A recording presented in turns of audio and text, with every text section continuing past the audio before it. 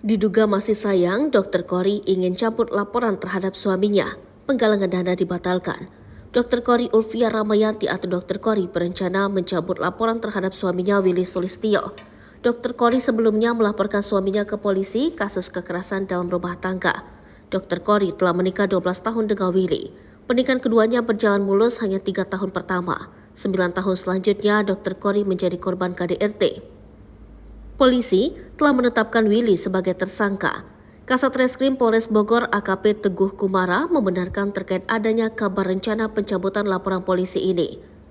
Sementara baru penyampaian lisan, belum ada penyampaian tertulis kepada kami terkait rencana pencabutan laporan tersebut, kata AKP Teguh Kumara kepada wartawan.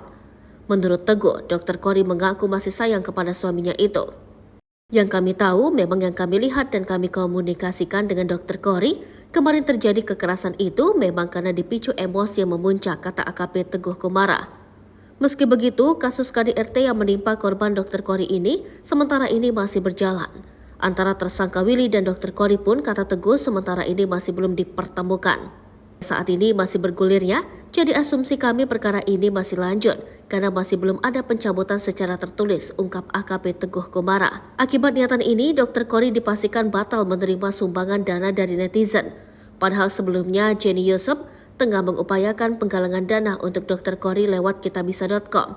Setelah adanya niatan Dr. Kori mencabut laporan KDRT, Jenny Yusuf memastikan penggalangan dana dibatalkan.